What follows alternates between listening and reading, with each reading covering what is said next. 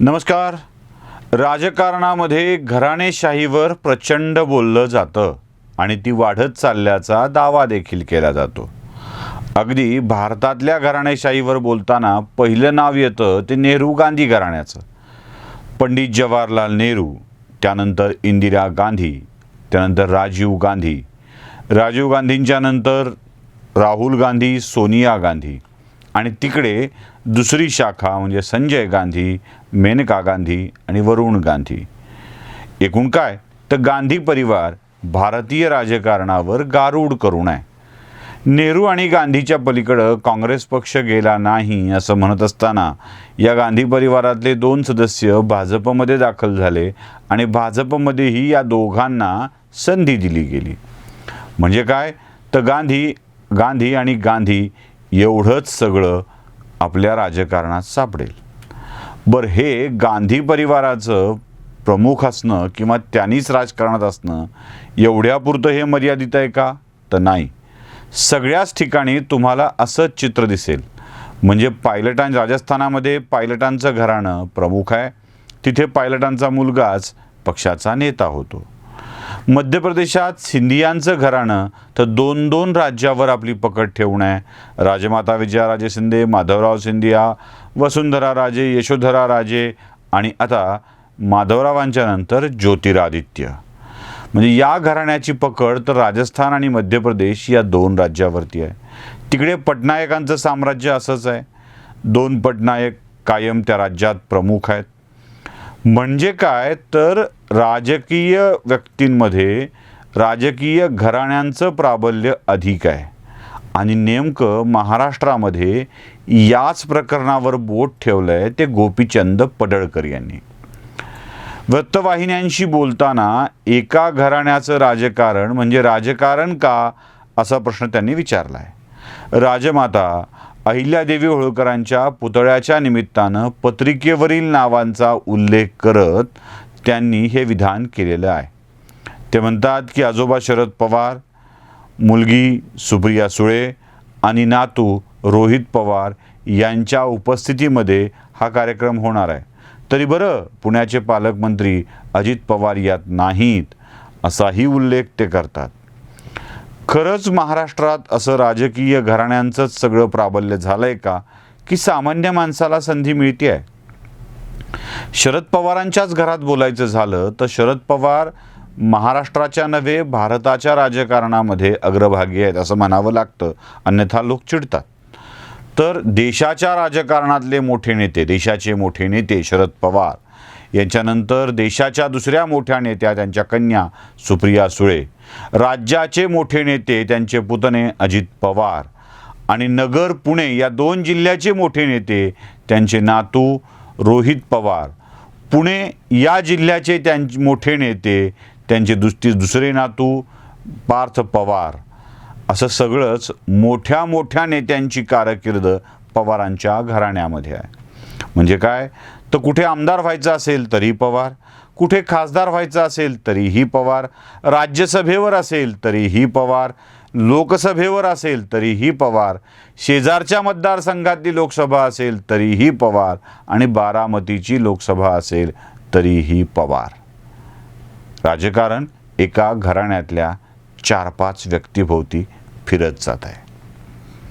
आणि तरीही आपण म्हणतो की सर्वसामान्यांना संधी देणारं हे सगळं चित्र आहे. राष्ट्रवादी काँग्रेस म्हणजे फक्त राष्ट्रवादी काँग्रेस असं नाही बघणार आहोत आपण, बाकी सगळे पण बघणार आहोत. राष्ट्रवादी काँग्रेस या एका पक्षाचं चित्र जर आपण बघितलं तर कोकणात काय स्थिती आहे? तटकरे हे खासदार आहेत, त्यांची कन्या आदिती तटकरे आमदार आहे, ती राज्याच्या मंत्रिमंडळामध्ये मंत्री आहे. दुसरे तटकरे जिल्हा परिषदेवर आहेत. कोकणात राष्ट्रवादीचे जे नेते आहेत त्यांच्या कुटुंबामध्येच सगळ्या सत्ता एकवटलेल्या आहेत. बरं, मराठवाड्यात आल्यावर काही वेगळी स्थिती आहे का? इथे तर भयंकर तुम्हाला दिसेल. म्हणजे पूर्वाश्रमीचे राष्ट्रवादीचे, त्याआधी पूर्वाश्रमीचे काँग्रेसचे आणि आता शिवसेनेत असलेलं एक घराणं, ज्या घराण्यातला एक घटक आता शिवसेनेत गेला आहे आणि एक घटक आता राष्ट्रवादीत आहे, त्या घराण्याची स्थिती काय? केशर काकू क्षीरसागर खासदार होत्या, जयदत्त क्षीरसागर आमदार मंत्री होते, भारतभूषण क्षीरसागर दीर्घकाळ बीडचे नगराध्यक्ष आहेत. ते नसतील तेव्हा दीपाताई क्षीरसागर त्यांच्या पत्नी या बीडच्या नगराध्यक्ष होतात. संदीप क्षीरसागर पंचायत समितीचे जिल्हा परिषदेचे सभापती होतात. त्यांच्या आई नवघण राजुरीच्या सरपंच होतात. त्यांचे वडील रवींद्र क्षीरसागर हे गजानन सहकारी साखर कारखान्याचे चेअरमन असतात. क्षीरसागर क्षीरसागर क्षीरसागर बीडच्या राजकारणात कारखान्याची चेअरमनशिप असो की बँकेचं अध्यक्षपद, नगरपालिकेचं अध्यक्षपद असो की पंचायत समितीचं सभापतीपद, हे सगळं एकाच घरात एकवटलेलं आहे. राजनीतिका बटवारा झाला तरीसुद्धा आमदारकी संदीप क्षीरसागरांच्याच गळ्यात पडते. हे मराठवाड्यातलं एका जिल्ह्यातल्या एका मतदारसंघाचं चित्र आहे.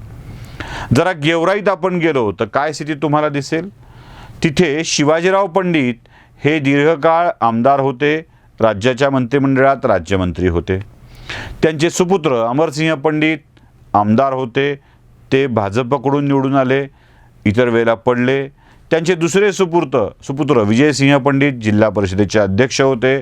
पक्षाकडून निवडणूक लढवायची वेळ आल्यावर तेच त्यांच्या पक्षाचे उमेदवार झाले. त्यांचे आणखी एक सुपुत्र जयसिंह पंडित, ते देखील त्या कारखान्याचे चेअरमन होते. आता त्यांचा मुलगा राजकारणात येऊ पाहतोय. जिल्हा परिषदेची निवडणूक त्याला लढायची आहे. आता जिल्हा परिषदेची निवडणूक अमरसिंह पंडितांच्या पुत्रांनी लढायची की जयसिंह पंडितांच्या पुत्रांनी, यावर चर्चा चालू आहे. बरं, पर्याय म्हणून कुणी निवडलं तर दुसरं कोण आहे?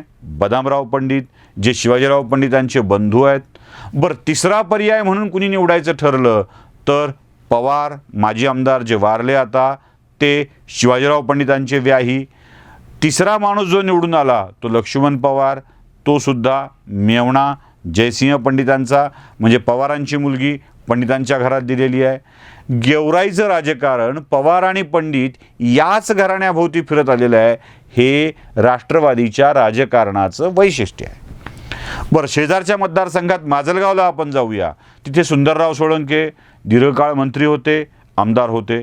त्यांचे पुत्र प्रकाश सोळंके आमदार आहेत, ते सुद्धा राज्याच्या मंत्रिमंडळामध्ये राज्यमंत्री म्हणून समाविष्ट होते. ते कधी भाजपत गेले, कधी राष्ट्रवादीत आले, पण आमदार व्हायचं विसरले नाहीत. त्यांचे दुसरे सुपुत्र, घरातला तिसरा माणूस धैर्यशील सोळंके, दीर्घकाळ आपल्या जिल्हा मध्यवर्ती बँकेवर ते ठाण मांडून आहेत, कारखान्यावर ते ठाण मांडून आहेत. मग कारखाना, जिल्हा मध्यवर्ती बँक किंवा आमदारकी यात प्रतिनिधित्व हवं असेल तर सोळंकेच्या घरालाच ती संधी मिळते. हे जर राजकारण असेल, हे राष्ट्रवादीतलं झालं. आता आपण जरा काँग्रेसकडे जाऊया, कारण राष्ट्रवादीची नावं अशी खूप सांगता येऊ शकतील. राष्ट्रवादीचं राजकारणच घराण्याभोवती मर्यादित आहे. जरा आपण काँग्रेसकडे जाऊया. ज्या नेहरू घराण्याच्या, नेहरू गांधी घराण्यापासून आपण सुरुवात केली होती, यालाही मराठवाड्याच्या बाहेर जायची गरज नाही आहे. मराठवाड्यात आपण येऊया. एक विलासराव देशमुख, जे दीर्घकाळ म्हणजे दुसऱ्या क्रमांकाचं मुख्यमंत्रीपद त्यांनी उपभोगलेलं आहे. विलासरावांच्या नंतर त्यांचे सुपुत्र अमित देशमुख लातूरचे आमदार झाले आणि म्हणजे विलासरावांच्या हयातीत ते आमदार झाले, ते मंत्री झाले. आता सुद्धा राज्याच्या मंत्रिमंडळात ते मंत्री आहेत. जेव्हा अमित देशमुख फक्त सुरुवातीच्या काळामध्ये आमदार होते, तेव्हा दिलीपराव देशमुख सलग 3 टर्म विधान परिषदेवर विलासरावांचे सख्खे बंधू निवडून आलेले होते. ते सुद्धा राज्याच्या मंत्रिमंडळात एकदा राज्यमंत्री म्हणून तर एकदा कॅबिनेट मंत्री म्हणून सहभागी आहेत. विलासराव देशमुख, दिलीपराव देशमुख, अमित देशमुख हे कमी होते म्हणून की काय, लातूर ग्रामीण मतदारसंघातून धीरज देशमुख हे आमदार झाले.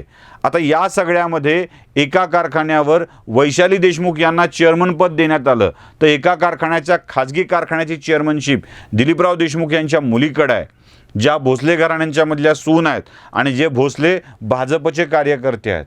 राजनीती का बटवारा आहे भैया तो. काँग्रेसमधल्या अनेक नेत्यांच्या घराण्यातली अनेक लोक अशा स्वरूपामध्ये घराणेशाहीचं राज्य चालवून आहेत. ही घराणेशाही काँग्रेसमध्ये, राष्ट्रवादी काँग्रेसमध्ये आहे का फक्त? ती शिवसेनेत सुद्धा आहे. शिवसेनेत कशी आहे जरा बघा. शिवसेनेमध्ये तर त्याच्या सुप्रीमोमध्येच ती घराणेशाही तुम्हाला दिसेल. म्हणजे पहिल्यांदा बाळासाहेब ठाकरे, बाळासाहेब ठाकरेंच्या नंतर उद्धव ठाकरे, उद्धव ठाकरेच्या नंतर आदित्य ठाकरे, आणि जमलंच मध्ये वाद चालू होता तो उद्धव की राज यावर, म्हणजे दोघांपैकी कुणाला, कोणत्या ठाकरेंना करायचं यावर चालू होता, इतर कोणत्या माणसाला करायचं यावर नाही. अगदी ठाण्यातले शिंदे घराण्यामध्ये वडील आमदार आहेत, मंत्री आहेत, मुलगा लोकसभेवरती खासदार आहे. इथे सुद्धा घराणेशाहीच आहे. अगदी गवळींची मुलगी तिथे खासदार होते वाशिममध्ये, ही घराणेशाहीच आहे. अब्दुल सत्तार स्वतः आमदार असतात, मुलाला नगराध्यक्ष किंवा उपनगराध्यक्ष करतातच. अगदी चंद्रकांत खैरे खासदार असताना आपल्या मुलाला ऋषी खैरेला नगरसेवक करतातच. जमलं तर दुसऱ्या पुतण्याला सुद्धा नगरसेवक करायचा प्रयत्न असतो, पण तो पराभूत होतो. राजकारण हे असंच आहे. शिवसेना काय किंवा अजून कोणता पक्ष काय, या सगळ्यामध्ये हे राजकारण ओतप्रोत भरलेलं आहे. सुशीलकुमार शिंदे, त्यांची मुलगी शिंदे, तीसुद्धा राजकारणातच आहे. हे असं भाजपात नाही आहे का? म्हणजे तुम्ही पुन्हा म्हणाल की कुलकर्णी तुम्ही भाजपविषयी काहीच बोलत नाही आहात. हे असं भाजपात नाही आहे का? तर भाजपमध्ये देखील ही स्थिती आहे. म्हणजे भाजपमध्ये मुंडेंच्या घरामध्ये गोपीनाथ मुंडे, पंकजा मुंडे, धनंजय मुंडे, प्रीतम मुंडे अशीच नावं तुम्हाला दिसतील. या सगळ्यांच्या हातात खासदारकी, आमदारकी बहाल केली जाते. त्यातलंच नेतृत्व पुढे येत असतं. अशी नेते तुम्हाला जागोजागी प्रत्येक ठिकाणी असं नेतृत्व सापडेल. म्हणजे निलंगेकरांच्या घरामध्ये अशी स्थिती आहे. कुठेही तुम्ही गेला तर तुम्हाला अशी स्थिती बघायला मिळेल. अगदी नांदेडला गेलात तर शंकरराव चव्हाणांच्या नंतर अशोक चव्हाणांच्या नंतर त्यांच्या पत्नी अमिता चव्हाण याच राजकारणामध्ये तुम्हाला दिसतील. राजकारण हे कुटुंबाचं होत चाललं आहे आणि तो वाण म्हणून, तो वारसा म्हणून आजोबाकडून तिच्या पोराकडून त्याच्या पोराकडं असं सरकवणं चाललं आहे. मग एखाद्या कार्यक्रमात, एखाद्या कार्यक्रम पत्रिकेवर त्याच घरातली नावं दिसली की स्वाभाविकपणे पुढे येऊ पाहणारा माणूस चिडतो, तो व्यक्त होतो. त्याचं व्यक्त होणं बंडखोरी समजलं जातं. आता ही घराणेशाही संपवायची असेल तर ते लोकांच्या हातात आहे, पण लोक संपवायला तयार नाही आहेत. कारण लोकांना थोरल्या धन्यानंतर धाकला धनीच आवडत असतो. धनी आवडणं हे लोकांचा दुर्गुण आहे आणि यामुळंच अनेकांना स्वतः धनी होणं जमत नाही आहे. नौकर होऊन, अनुयायी होऊन काम करत राहणं एवढंच लोकांना आवडतं आणि त्यातच ते धन्यता मानतात. हीच खरी अडचण आहे. कसं वाटला व्हिडिओ ते नक्की कळवा. लाईक, सबस्क्राईब करायला विसरू नका. काही चुका असतील, राहिलं असेल तर तेही कळवायला हरकत नाही. नमस्कार.